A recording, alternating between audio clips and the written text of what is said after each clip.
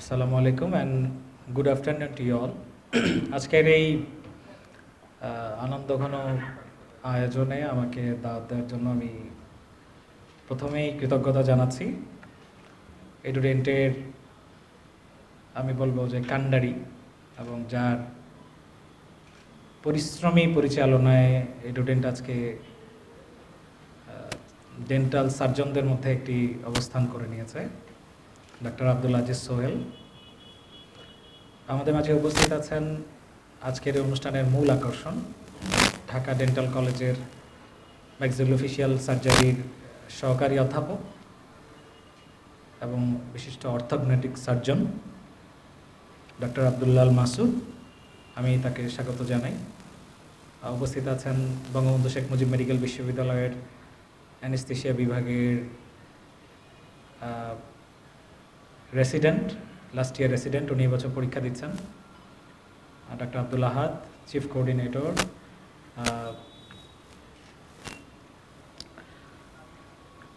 তো আজকে আমি এই এডুডেন্টের শীতে দাঁড়িয়ে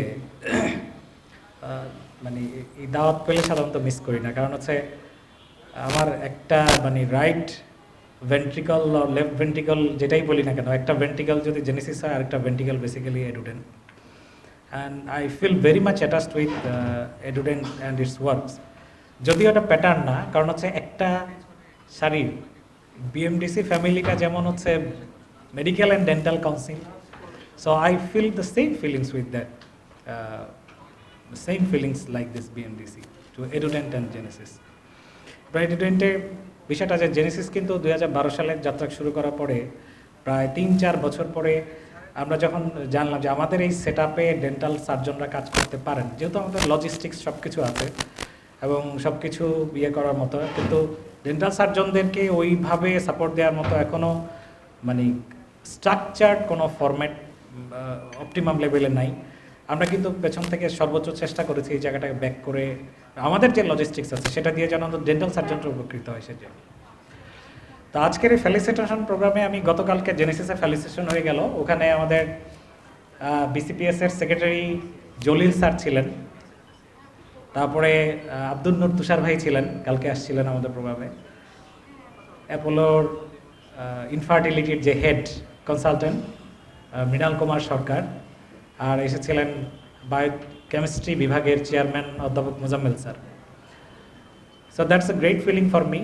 এবং আমি স্টুডেন্টদের উদ্দেশ্যে কিছু কথা বলেছিলাম যে আজকে যে রেসিডেন্সিতে যারা হয়েছেন, প্রথম কথা হচ্ছে যে আপনি মনের মধ্যে যদি এই ফিলিংস কাজ করে যে আপনি সফল হয়ে গিয়েছেন, এই জায়গা থেকে আপনাকে বেরিয়ে আসতে হবে, কারণ this is an only entrance programme.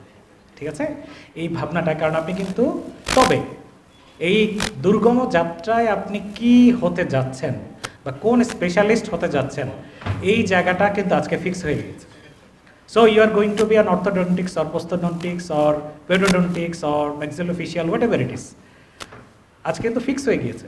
কিন্তু আপনি হতে পারছেন কি না সেটাই কথাটি বলা যাবে আরও 5 বছর পরে। এবং এই দুর্গম যাত্রায় আজকে আমার কাছে মনে হয় আমি মানে মেডিকেল পাস করেছি 2006 সালে, 7 সালে, এসে 8 থেকে 19 প্রায় 11 বছর। এর মধ্যে আমি বহু মানুষকে দেখেছি কোর্সে আছেন কিন্তু কোর্স কন্টিনিউ করতে পারেন নাই, যে কারণে হোক, ফ্যামিলি হোক, নিজের কারণে হোক, ব্যর্থতা হোক, হোয়াট এভার ইট ইস। সুতরাং আজকে আপনি ফিক্স করেছেন, আপনার কিন্তু আজকে থেকে ডিটারমিনেশন হচ্ছে আপনি এই কোর্সটাকে শেষ করবেন। এটা হচ্ছে আপনার প্রথম কাজ। দ্বিতীয় কথা হচ্ছে যে আপনার মনের মধ্যে এই জিনিসটা থাকার দরকার যে আপনি পোস্ট গ্র্যাজুয়েশনে এসেছেন কেন। এই জিনিসটা যদি আপনার মাথার মধ্যে ক্লিয়ার ধারণা না থাকে যে আপনি পোস্ট গ্র্যাজুয়েশন করলে আপনার চেম্বারে রোগী বাড়বে, অথবা আপনি অ্যাসিস্ট্যান্ট অফিসার হতে পারবেন, অথবা আপনি ডক্টর সোসাইটির মধ্যে একটু ফোকাসড কোনো পার্সন পরিণত হবেন, অথবা পিপল আপনাকে চিনবে, বিষয়টা হচ্ছে যদি এরকম হয় তাহলে I think this is the wrong perception about post graduation. Post গ্র্যাজুয়েশনে একটা উদ্দেশ্য হওয়া উচিত, সেটা হচ্ছে যে আমি যেই সার্ভিসটা পেশেন্টকে দিচ্ছি সেই সার্ভিসটা আমি যেন in a very excellent way আমি পেশেন্টকে দিতে পারি।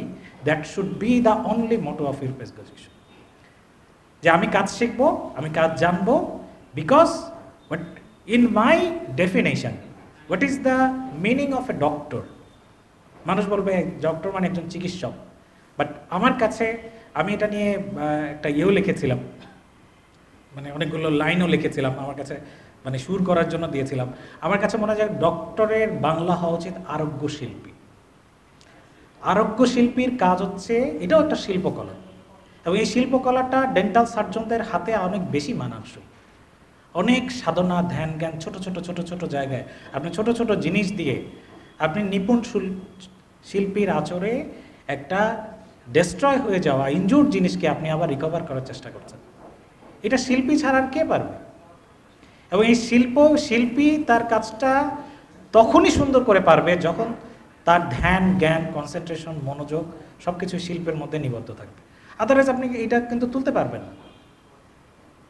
এবং এই জিনিসটা আপনারা সার্জন হিসাবে জানেন যে আপনি রুগীকে প্রচণ্ড ভালোবাসেন, তার প্রতি প্রচুর সহমর্মিতা আছে, ভালোবাসা আছে, সব ভালোবাসাকে কনসেন্ট্রেট করে উইদাউট এনি এক্সপিরিয়েন্স আপনি রুগীর ওরাল ক্যাভিটির মধ্যে কাজ শুরু করলেন, উইদাউট এনি এক্সপিরিয়েন্স। এই ভালোবাসা কিন্তু ওই কাজের জন্য যথেষ্ট না। ইউ নিড এক্সপিরিয়েন্স, দুটোই লাগবে আপনাকে। ভালোবাসা নিয়ে আমি রুগীর ক্ষতি করে দিলাম, তার একটা পার্মানেন্ট। হ্যাঁ, এটা আমার কাছে মনে হয়েছে যে আমি যখন মেডিকেলে ফার্স্ট ইয়ারে পড়ি তখন হচ্ছে আমার ইয়ের বিষয়টা, আমি বিভাগীয় প্রধানের কাছে গেলাম। তো বাই দিস টাইম একটা রুট ক্যানাল করা ছিল, পাশে আরেকটা সেম প্রবলেম। আমি ওনার কাছে গেলাম, উনি দেখে টেকে বলে যেটা ফেলে দিতে হবে, প্রথম ডিসিশন দেখে ফেলে দিতে হবে। তো বেশি ইনজুর ছিল, আমার কাছে মনে হচ্ছে যে ঠিকই রুট ক্যানাল করা যায় না। সো উনি স্যারকে বলার পরে মানে উনি এক ধরনের খুব হাহা করে হেসে উঠলেন, আমি ফার্স্ট ইয়ার স্টুডেন্ট, আমি কি বুঝি। কিন্তু আমার কাছে মনে হচ্ছে যে ওয়েদার আই ক্যান প্রিজার্ভ। তারপরে কী করলাম, আমি দূরে আরেকজনের কাছে গেলাম, বাইরে কোথাও পরিচয় দিয়ে এক স্যারের কাছে। উনি বললেন যে হ্যাঁ, I can try my best. এবং সেই দাঁত নিয়ে আমি এখনও চলছি, এবং সেখানে আমি আলাদা ক্যাপট্যাপ করে still it is working, because আমার কাছে জিনিস ছিল যে nothing artificial is similar to the original. This is the motto of the conservative dentistry, isn't it? Conservative চাচ্ছে কি, অ্যানাটমিকে প্রিজার্ভ করতে চায়, এবং নাথিং ইজ লাইক দ্য মানে দ্য অরিজিনাল ওয়ান, ঠিক কিনা? কথাটা তো তাই। সো আমার কাছে যে, এবং I have save my teeth, কিন্তু আমার কাছে হচ্ছে যে আপনি আমাকে রং ডিসিশন দিচ্ছেন কেন? You have no right. আমি আমার ডক্টরদেরকে বলি, when you write a prescription, when you write an investigation, everything is an examine for you. ধরেন আপনি যে ড্রাগটা লিখছেন, আপনি দুটো টেস্টের জায়গায় আপনি 5টা টেস্ট দিচ্ছেন। Which force driven you to write this? কোন জিনিসটা আপনাকে এই দুটো বাড়তি জিনিস লেখার জন্য দিল? এটার জন্য যে পেশেন্টের 2 ml ব্লাড বেশি লাগবে, do you think have you any right to take this extra 2 ml blood to you? You don't have any right to take extra blood from your patient. So you don't have any right to misguide your patients. Everything. So why don't you, আপনি যদি প্রত্যেকটা জিনিসকে চিন্তা করেন যে আপনি একটা implant বসাচ্ছেন, অথবা আপনি একটা তাকে চেঞ্জ করতে বলছেন, which force driven you to earn some money? This money doesn't exist. এই টাকা থাকে না, এটা কোনোভাবে বের হয়ে যায়, এবং সেই বের হওয়ার প্রক্রিয়াটা খুবই বেদনাদায়ক এবং নিদারুণ। I have gone through many people, অনেক বড় বড় মানুষকে দেখেছি। সো এই জায়গাটা কিন্তু আপনার রিকোয়ারমেন্ট। সো কাজে শেখার residency time is the highest than the best time for learning. এবং আপনি এখান থেকে যখন বের হয়ে যাবেন, আপনার কাছে সবসময় মনে হবে যে আমি যদি আরও কিছু সময় মানুষগুলোর সাথে থাকতে পারতাম, আমি যদি আরেকটু সময় মাসুদ স্যারের কাছে থাকতে পারতাম, আরেকটু তাকে দেখতে পারতাম, আরেকটু যদি ব্যাখ্যাটা জানতে পারতাম। এবং এই ব্যাখ্যা তখনই আপনি জানতে পারবেন, তার কাছ থেকে জানতে পারবেন যিনি এটা ফেস করে আসছেন। সো আমাদের এই শেখার জায়গাটা, আপনার যারা রেসিডেন্ট আছেন, প্রথম টার্গেট শুড বি ফেজে কমপ্লিটনেস। এখন কিন্তু আমি বলি যে ফেজে যার ক্লিয়ার হয়ে গেল তার ডিগ্রি কমপ্লিট। যার ফেজে ক্লিয়ার হয় নাই তিনি বলতে পারবেন না যে আমি স্পেশালিস্ট হতে যাচ্ছি। আমার কাছে এখন এটা মনে হয়। সো এই ফেজে এবং ফেজ বিসময়ে দ্বিতীয় হচ্ছে জীবনে একজন গুরু ঠিক করতে হবে। যারা সার্জন হতে যাচ্ছেন, ইউ আর সার্জনস, আপনি কাকে ফলো করবেন এটা এখন থেকে ঠিক করে ফেলেন। কাকে দেখে আপনি নকল করবেন, হুবহু করবেন, কাকে আপনি গুরু মানবেন। সার্জনদের একজন গুরু থাকতে হবে, এবং সেটা আপনি যে সবসময় আপনার এই হসপিটালে বসে থাকতে পারবেন, no, you should go to the private chambers. আপনি তার কাছে যাবেন, কাছে পড়ে ফ্রি কাজ করে দিবেন। এই 5 বছরের বেশি তো উনি আপনাকে খাটাতে পারবে না, কিন্তু এটা তো what you have earn, this is $1 million, nobody will teach you. So তখনই হবে। এবং শেখা জিনিসটা কিন্তু আপনি যে স্যারের কাছে দাঁড়াচ্ছেন, স্যার কালকে থেকে আমি আপনার কাছে শিখতে চাই, নো, পৃথিবীতে কোথাও কেউ এভাবে শেখায় না। আপনাকে প্রুভ করতে হবে যে ইউ আর সিনসিয়ার, আপনি একজন জ্ঞান অনুসন্ধানী। স্যারের কাছে এটা কনফিডেন্স আসতে হবে যে না, ছেলেটা শিখতে চায়, তখনই উনি ওনার ভান্ডার থেকে একটা একটা একটা একটা করে আপনাকে দিতে থাকতেন। তার এক পর্যন্ত আপনি মনে করছেন ঢেলে দিবে, নো, এই ঢেলে দেওয়ার সিস্টেম তাহিরের কাছে আছে, অন্য কারোর কাছে। শোন, আপনাকে কেউ দেবে না। সেই জন্য তিলে তিলে আপনাকে তৈরি। এবং আরেকটা জিনিস হচ্ছে, আজকের এইটার জন্য সবসময় আমরা তো অবশ্যই আল্লাহর কাছে শুকরিয়া, কিন্তু আজকে এই জায়গাটায় আসতে আপনার বাবা মা, আপনার আত্মীয় স্বজন, আপনার টিচার্স, আপনার প্রতিটা মুহূর্তে আপনার ওয়াইফ, আপনার babies, they have to paid a lot আজকের এই জায়গাটা আসার জন্য, তাই না? So we are very much grateful to each and every person. It is not only your credit to come here alone. It is not your credit. Everybody has to pay. এবং the most payable, আগামী 5 বছর যে আপনি শিখতে যাবেন, সবচেয়ে বেশি pay করবে কে জানেন? বেশি পে করবে হচ্ছে আপনার পেশেন্ট। কারণ আপনি শিখতে গিয়ে ভুল করবেন। ওই মানুষটা হয়তো বা চিরতরে তার দাঁতের এই একটা স্পেশালি সে একটা ফাংশনাল এরিয়া হারাবে, কিন্তু আপনি এটা দিয়ে যে গেইন করলেন সেটা আপনাকে সারা জীবন শেখাবে, তাই না? কিন্তু ওই মানুষটার উপরে যে আমি অ্যাপ্লাই করলাম, মানুষটা সাফারার হলো, ওইটা কিন্তু তাকে সারা জীবন চলতে হবে। তো এই গ্রেটফুলনেস আপনি কীভাবে মানুষকে পে করবেন? পে করার সিস্টেম হচ্ছে আপনি আপনার পরের জেনারেশনকে এই ভুলটা শিখিয়ে যাবেন যে আমি এইভাবে করেছিলাম, তোমরা এই কাজটা করো, তাহলেই ওই মানুষটার ঋণ আপনার শোধ করা হবে। So what you have learn, ওটা যদি আপনি ভিতরে রাখেন, মনে করেন সব জমিয়ে রাখবো, আমি বিল গেটস হব, জমিয়ে কোনোদিন বিল গেটস হওয়া যায় না। আজকে বাংলাদেশের ডাক্তার, যদি 10 জন ডাক্তারের নাম বলতে পারি, আপনি নিঃসন্দেহে তার নাম বলবেন, ইব্রাহিম স্যারের নাম বলবেন, আপনি নুরুল ইসলাম স্যারের নাম বলবেন, আপনি এমআর খান স্যারের নাম বলবেন না? আপনি আবদুল্লাহ স্যারের নাম জানেন, কেন জানেন? ওনার কি আবদুল্লাহ স্যারের তো এখনও ভিজিট 300 টাকা। সো হাউ ইউ হ্যাভ, মানে আপনি কিভাবে নিজেকে বাঁচিয়ে রাখতে চাচ্ছেন, this is very important. Through 5 table chambers, or through 5 flats, or through Mercedes Benz, or through your works. This is very important. So মানুষ একমাত্র বেঁচে থাকার সিস্টেম হচ্ছে কাজ করে যাও। আপনি যত বেশি দিতে থাকবেন, আপনি পৃথিবীতে তত বেশি দেবেন। After your death, life is very limited. আজকে দেখুন 28 বছর আপনার অথবা 30 বছর, এই জীবনে বাঁচবেন আর কত বছর চিন্তা করছেন? 30 বছর। ডিগ্রিটা শেষ করতে 5 বছর হবে, তারপর। So when you want to serve your country, আপনি দেশকে কবে দিবেন, মানুষকে কবে দিবেন? Think about yourself. সো এখানে যারা আছেন, আমার এটা থাকবে কাজের সাথে সাথে, যেহেতু এটা হ্যান্ডস অন, আপনি হ্যান্ডস অন ট্রেনিংয়ের কোনো সুযোগ মিস করবেন না, কোনো ওয়ার্কশপ মিস করবেন না। জীবনে যা পাবেন এই সামনের দিনগুলোতে, একটা কোনো প্রোগ্রাম মিস করবেন না। প্রতিটা জায়গা থেকে শেখার জিনিস আছে, প্রতিটা বাক্য থেকে, প্রতিটা প্রেজেন্টেশন আমি গিয়ে দেখি সেমিনারে গিয়ে সব সেলফি তুলতেছে আর খাবার খেতে যাচ্ছে। খাবার টেবিলে আপনি হবেন লাস্ট পারসন। খাবারটা গুরুত্বপূর্ণ, খাবার খেয়ে কী হয়? সবাই গিয়ে দেখে সেলফি তুলতেছে, দেখাচ্ছে Facebook, I am someone very much special. Okay, yes, you are very much special, but what you have learn through this, আপনি যে 1000 টাকা দিয়ে রেজিস্ট্রেশন করলেন এবং করলেন, কী শিখলেন আজকের এই সেমিনার থেকে? আপনার কী শেখা? এইটাকে জাজ করুন। কোনো presentation, try to find out the different cases, make your case report. আপনি কেস রিপোর্ট করেন, it will help you to improve your knowledge and upgradation. পৃথিবী জুড়ে কার কয়টা পেপার আছে এটা দেখে হয়। সামওয়ান কখনো দেখি যে অমুক স্যারের সাথে মিলে দেখেছে উইথ দ্য লিজেন্ডস। হ্যাঁ, আজকে অমুক লিজেন্ডের সাথে। What is the definition of legends?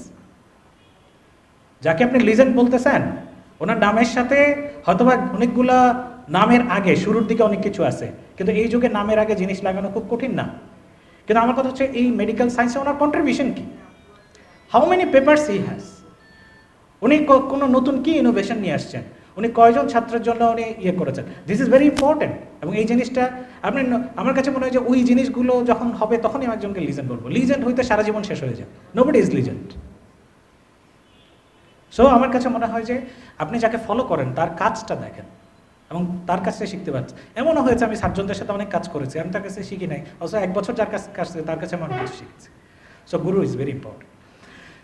এই মধ্যে চেম্বার জায়গা বা ছোটো ছোটো কাজ যদি শেখার সুযোগ হয়, অবশ্যই শিখবেন। এবং আমার কাছে মনে হয় যে থ্রু ইয়োর লার্নিং, ঠিক আছে, আপনি এই অন্যকে শেখানোর প্রক্রিয়া, আজকে এই স্টুডেন্ট যেই জায়গাটা করছে শেয়ারিং সিস্টেম, সে যা জানে আরেকজনকে জানাচ্ছে। আপনারাও এই কাজটা করলে আমার মনে হয় ভবিষ্যৎ dental surgeon, time is very difficult coming for the dental surgeons. আমি জানি অনেক ডেন্টাল, এবং তাদেরকে এই পোস্ট গ্রাজুয়েশন ধারায় আসতে হবে, because people searching for the specialisation. সেই সিপিআর লেখার যুগ এখন নাই। Don't write CPR to your name with. আপনি রান্না জানেন, এটা কি আলাদা লেখার কোনো জিনিস? ওখানে বাইরের ওয়েস্টার্ন কান্ট্রিতে সবাই সিপিআর জানে, ঠিক আছে? So we should not right CPR, inhibit the people, it is disgraceful for your honour, ঠিক আছে? সো এই জায়গাটা থেকে আমার মনে হয় যে আমাদের বেরিয়ে আসতে হবে। এবং আপনি একটা কাজ, নুরুল ইসলাম স্যার, অধ্যাপক নুরুল ইসলাম স্যার, যার হাত দিয়ে আজকে এই বিএসএমএল জন্ম হয়েছে, উনি একটা কথা বলবেন যে আপনি যেই কাজটি জানেন সেই কাজটি আপনি ভালোভাবে রপ্ত করার চেষ্টা করেন। কারণ মানুষ ডেন্টাল সার্জনের কাছে আল্ট্রাসাউন্ড করার জন্য যাবে না।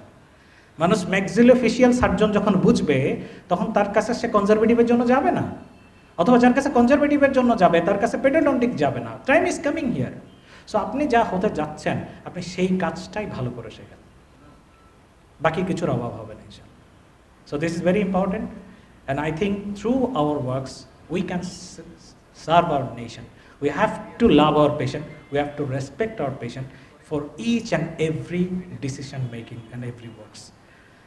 এডুডেন্টের প্রতি অনেক শুভকামনা রইল। আপনারাও আগামী দিনে এডুডেন্টের হাল ধরবেন। এই শেয়ারিং সিস্টেমের মধ্যে দিয়ে আমরা যেন একটা চমৎকার জ্ঞানবান টেকনোলজি সম্পন্ন ডেন্টাল সমাজ খুঁজে পাই থ্রু দিস জেন্সিস। এই শুভকামনা রেখে শেষ করছি। আল্লাহ হাফেজ।